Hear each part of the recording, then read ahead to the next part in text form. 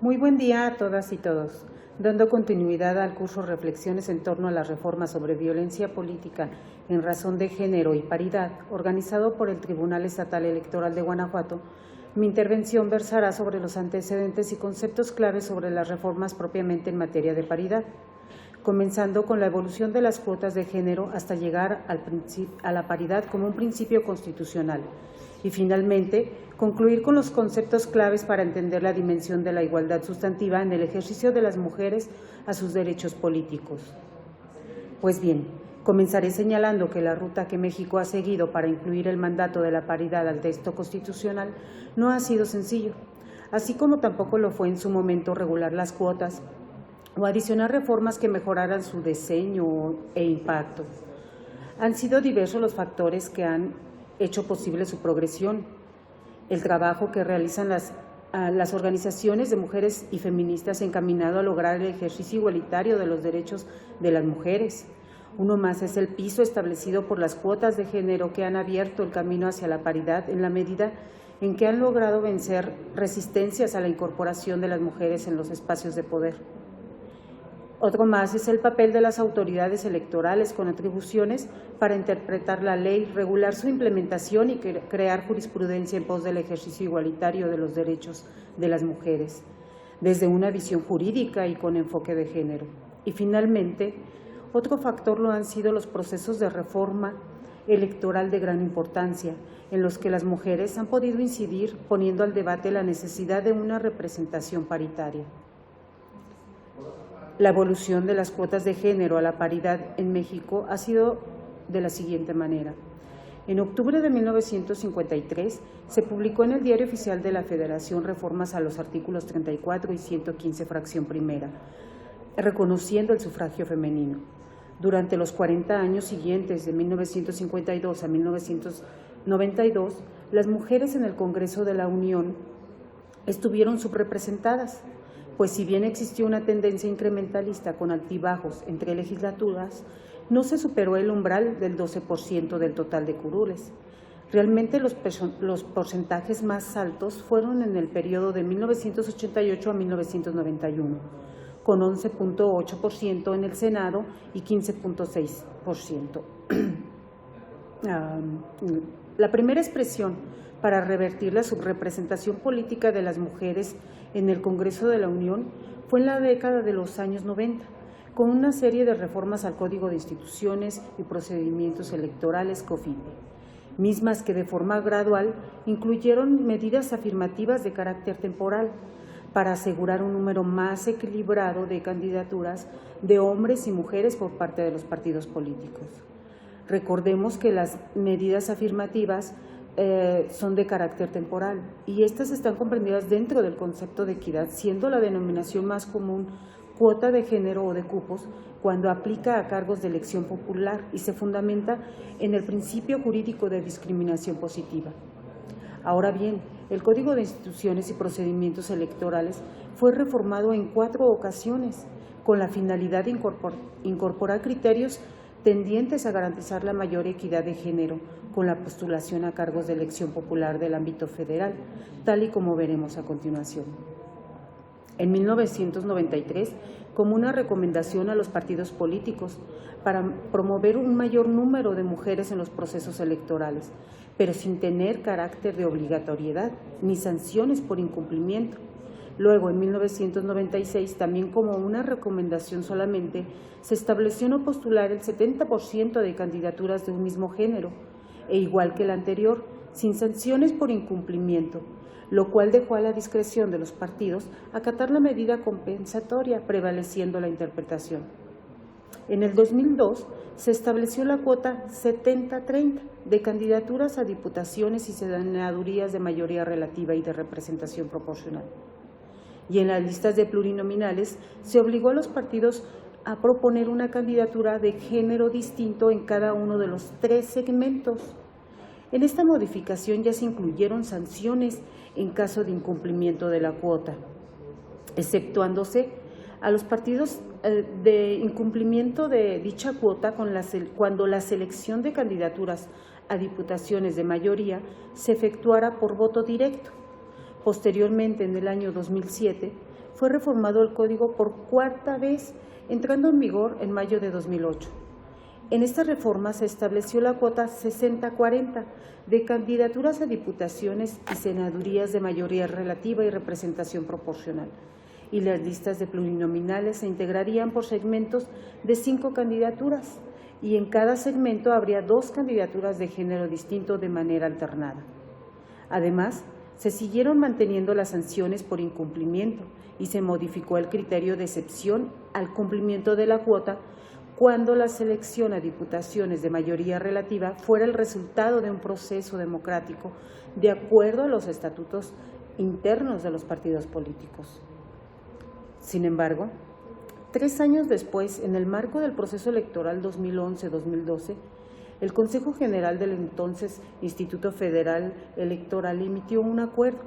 en donde se fijaron los criterios de interpretación a efecto de que los partidos políticos cumplieran con la cuota de género obligatoria del 60% y que quedarían exentos los partidos cuando por método democrático eligieran a sus candidatos y candidatas mediante elección directa de la militancia o la elección directa de la ciudadanía o elección indirecta vía convención o asamblea en que participara un número importante de delegados electos ex profeso por dicha militancia. Acuerdo que fue impugnado por un grupo de mujeres militantes y resuelto por la Sala Superior del Tribunal Electoral del Poder Judicial de la Federación a favor de las demandantes.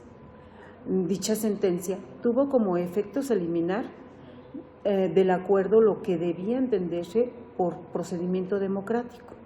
Además, cuando un partido eligiera sus candidaturas de mayoría relativa mediante un proceso de elección democrático, el partido o coalición debería presentar como mínimo 120 y 26 candidaturas de un mismo género para las diputaciones y senadurías respectivamente. Para la integración de las listas de representación proporcional, estas deberían integrarse por segmentos de 5 candidaturas y en cada uno de estos segmentos habría 2 candidaturas de género distinto de manera alternada. Y finalmente, la fórmula completa, propietario y suplente, debía integrarse por candidaturas de un mismo género. Con la emisión de esta sentencia, propiamente es la sub-JDC 12.624-2011, se fortaleció la jurisprudencia para juzgar con perspectiva de género y se sentó un precedente importante para continuar a posteriores reformas legislativas en la materia. Por todo lo anterior, las cuotas electorales en razón de género constituyeron una especie dentro del concepto más amplio de las acciones afirmativas. Para que ningún género pudiera tener más de un determinado porcentaje de representantes en los órganos legislativos. Con la reforma constitucional del 2014, la paridad de género en el registro de candidaturas a las legislaturas federales y locales se eleva a un rango constitucional, propiamente en el artículo 41. Ahora bien, derivada de dicha reforma, en mayo de ese mismo año se aprobó la legislación secundaria en materia político-electoral,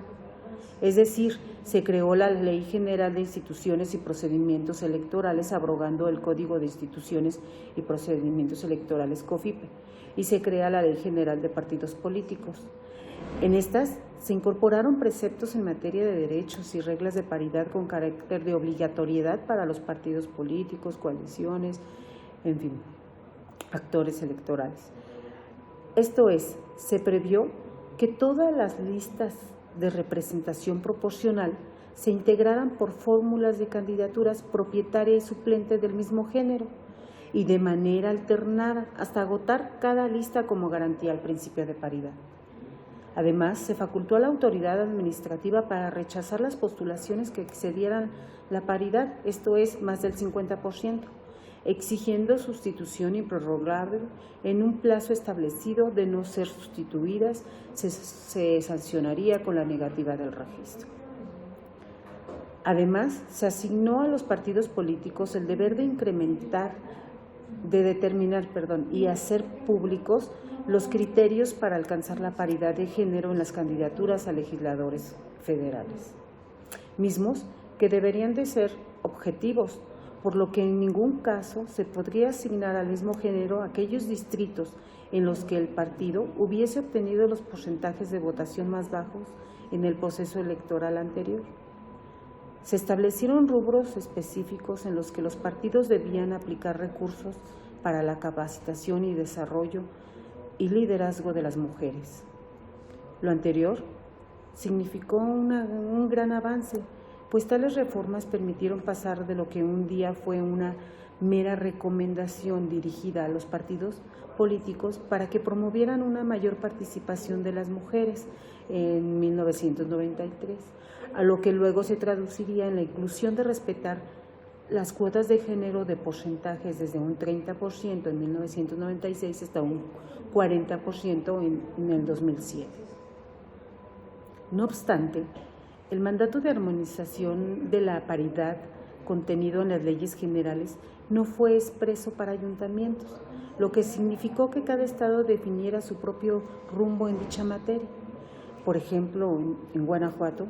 solo se estableció la paridad para la postulación de regidurías, quedando al margen la observancia de dicho principio la postulación de candidaturas a presidencias municipales y sindicaturas. Dichas reformas se aplicaron por primera vez en el proceso electoral 2014-2015, en el que se celebraron elecciones en distintas entidades federativas, entre ellas Guanajuato,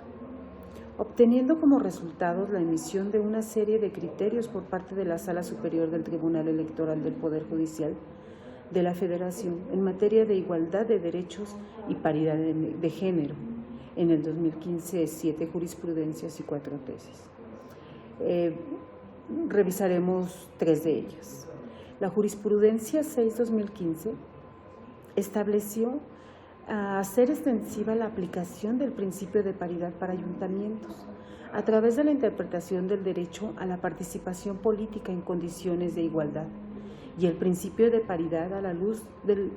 principio pro persona y normas convencionales. Por su parte, la jurisprudencia 7-2015 establece el deber de observar la paridad en la postulación de candidaturas a ayuntamientos en sus dimensiones vertical y horizontal, con la finalidad de alcanzar un efecto útil y material del principio de paridad de género y velar de manera efectiva e integral por el cumplimiento de las obligaciones de promover, respetar, proteger y garantizar los derechos humanos en términos del artículo 1 constitucional. Finalmente, la jurisprudencia 36-2015 establece que las autoridades deben atender criterios objetivos con los cuales se armonicen los principios de paridad, alternancia de género, igualdad sustantiva y no discriminación, así como de autoorganización de los partidos políticos y el principio democrático, por lo que para la asignación de cargos de representación proporcional deben respetarse el orden de prelación de listas de candidaturas registradas.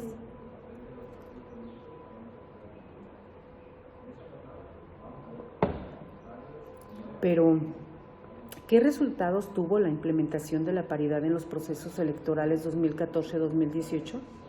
Dichos resultados revelaron que en el ámbito municipal subsiste una gran brecha entre mujeres y hombres en la participación política alcanzada. En el 2016, al cierre del 2016, solo el 14% de las presidencias municipales y las entonces jefaturas delegacionales eran encabezadas por mujeres. Y en el caso de Guanajuato, solo el 4.34%, pues solo en 2 ayuntamientos obtuvieron el triunfo mujeres. Lo anterior, ya que las primeras 2 jurisprudencias que hemos citado fueron emitidas con posterioridad a la aprobación del registro de candidaturas en varios estados, por lo que no todas las autoridades administrativas y jurisdiccionales estuvieron en posibilidad jurídica y material de aplicarlas. En cuanto a los congresos locales, las normas que armonizaron la paridad trajeron resultados más prometedores, pues el porcentaje de promedio nacional de diputadas electas al 2016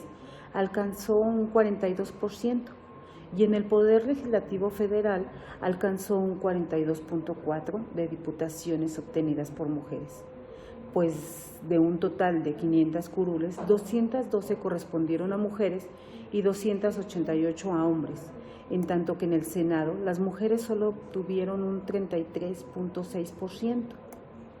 Para el desarrollo de las elecciones federales y locales concurrentes de 2017-2018, no solo se aprobaron nuevas reformas a la Constitución ni a la Ley General de Instituciones y Procedimientos Electorales o a la Ley General de Partidos Políticos, por lo que las autoridades administrativas electorales emitieron lineamientos en materia de paridad. Ejemplo de ello es el Acuerdo INE-CG 508-2017, en el que se determinó incluir ciertas medidas afirmativas adicionales, como la alternancia en listas de representación proporcional, que la lista de RP de senadurías se encabezara por mujeres, que de las 5 listas de representación proporcional de diputaciones, al menos 2 se encabezaran por fórmulas de un mismo género. Además, debían de observar el principio de paridad vertical y horizontal en senadurías por el principio de mayoría relativa. Y finalmente, incluir una acción afirmativa indígena con paridad de género en 12 distritos, que a la postre fue modificada por la Sala Superior del Tribunal Electoral del Poder Judicial de la Federación en la resolución SUB-RAP 726-2017 para aumentarla a 13 distritos. En el caso de Guanajuato, como en otros estados, se señaló que para evitar que exclusivamente a un género le fuesen asignados aquellos distritos o municipios en los que el partido hubiese obtenido los porcentajes de votación más baja, en el proceso electoral anterior era necesario identificar y clasificar los distritos y municipios en bloques de alta, media y baja competitividad, para que cada uno de estos se integrara de manera paritaria, emulando el modelo establecido en el artículo 282, párrafo 3 del Reglamento de Elecciones del Instituto Nacional Electoral. En el proceso electoral 2017-2018, con la aplicación de disposiciones legales y reglamentarias, el Congreso de la Unión obtuvo un repunte en los resultados en el acceso de las mujeres a dichos cargos, pues en las diputaciones federales las mujeres alcanzaron el 48.2% de la Cámara Baja, al obtener 241 de las 500 curules, en tanto que en la Cámara Alta el porcentaje fue del 49.2%, al haber obtenido 63 de los 128 escaños. Por lo que hace a la integración de los congresos locales, la efectividad de las reglas paritarias también obtuvo excelentes resultados, pues de las 1.113 curules, 546 fueron asignadas a mujeres, alcanzándose un 49%. Ello colocó a México en el primer lugar entre los países miembros de la Organización para la Cooperación y el Desarrollo Económico, como el que tiene un mayor porcentaje de mujeres parlamentarias, y el cuarto lugar al nivel mundial. Sin embargo, como ya he referido, el espacio en el que menos ha incidido positivamente las reformas de paridad es en el ámbito municipal, pues de los 1.613 ayuntamientos solamente 440 son encabezados por mujeres, lo que equivale a un 27%, que si bien representa un avance en contraste con el 14% alcanzado al cierre del 2016, sigue representando una brecha considerable e importante en la participación política de las mujeres en cargo municipal de mayor relevancia. Finalmente, abordaré los conceptos claves para entender la dimensión de la igualdad sustantiva en el ejercicio de las mujeres a sus derechos políticos. La Constitución Política de los Estados Unidos Mexicanos reconoce que el principio de igualdad en su artículo 4 constitucional, en el que establece que la mujer y el hombre son iguales ante la ley. Como puede advertirse, tal definición refiere a uno de los tipos de igualdad que existen, la igualdad formal. Sin embargo, la Suprema Corte de Justicia de la Nación señala la importancia de distinguir entre los principios de igualdad formal, equidad, igualdad sustantiva e igualdad de género, los que a continuación explicaremos. La igualdad formal implica que la ley en su texto proteja a todas las personas sin distinción y requiere que esta protección sea igualmente accesible para todas las personas en la situación descrita por la norma jurídica, mediante los actos de aplicación individuales de esta ley. En cuanto al concepto de equidad, lo señala como una estrategia para lograr la igualdad entre los sexos a través de la justicia, partiendo de la diferencia en oportunidades y derechos surgida de la asignación de roles sociales. Es decir, establece mecanismos de compensación para lograr que hombres y mujeres tengan las mismas oportunidades, derechos y responsabilidades, acceso equivalente a los recursos, beneficios y servicios del Estado y alcancen una distribución equilibrada de poder. En cuanto a la igualdad sustantiva de facto o real, señala que la igualdad de hecho o material por oposición a la igualdad de derecho o formal supone la modificación de las circunstancias que impiden a las personas el ejercicio pleno de los derechos y el acceso a las oportunidades a través de medidas estructurales o legales o de política pública. En materia de derechos políticos, significa ampliar las garantías para que dicho reconocimiento se materialice a través del criterio de paridad entre los géneros a cargos de representación. La igualdad de género, por su parte, en la Ley General para la Igualdad entre Mujeres y Hombres, en su artículo 5, la establece como la situación en la cual hombres y mujeres acceden con las mismas posibilidades y oportunidades al uso y control y beneficio de bienes, servicios, recursos de la sociedad, así como a la toma de decisiones en todos los ámbitos de la vida social, económica, política, cultural y familiar. En este sentido, cuando no existen condiciones jurídicas o materiales para ejercer los mismos derechos o tener acceso a las mismas oportunidades, se dice que se incurre en actos de discriminación, concepto que se define de la siguiente manera. La discriminación se define como toda distinción, exclusión o restricción que basada en el origen étnico, nacional, en el sexo, edad, discapacidad, condición social o económica, condiciones de salud, embarazo, lengua, religión, preferencias sexuales, estado civil o cualquier otra, tenga por objeto impedir o anular el reconocimiento del ejercicio de los derechos y la igualdad real de oportunidades de las personas. Ahora bien, cuando estos actos se dirigen hacia una mujer por el solo hecho de serlo, se le cataloga como discriminación contra la mujer y la define como toda distinción, exclusión o restricción basada en el sexo que tenga por objeto o por resultado menoscabar o anular el reconocimiento, goce o ejercicio por la mujer, independientemente de su estado civil, sobre la base de la igualdad del hombre y la mujer, de los derechos humanos y las libertades fundamentales en las esferas política, económica, social, cultural y civil o en cualquier otra esfera. Ahora bien, en conclusión, el principio de igualdad y no discriminación constituye un mandato constitucional previsto en el capítulo primero de acuerdo a la reforma del 2011 en materia de derechos humanos, razón por la cual la inclusión explícita del principio de paridad es una medida definitiva que, a diferencia de las cuotas, reformula la concepción del poder político, concibiéndolo como un espacio que debe ser compartido entre hombres y mujeres. En la actualidad, de acuerdo con las recientes reformas, el Poder Legislativo Federal acuñó la definición de paridad en la Ley General de Instituciones y Procedimientos Electorales como sigue. Señala que la paridad de género es la igualdad política entre mujeres y hombres y se garantiza con la asignación del 50% de mujeres y 50% hombres en candidaturas a cargos de elección popular y en nombramientos de cargos por designación. Por tanto, la paridad es la traducción política del principio de igualdad sustantiva, en tanto que las acciones afirmativas son un conjunto de medidas de carácter temporal, correctivo, compensatorio o de promoción, encaminados a acelerar la igualdad sustantiva entre mujeres y hombres.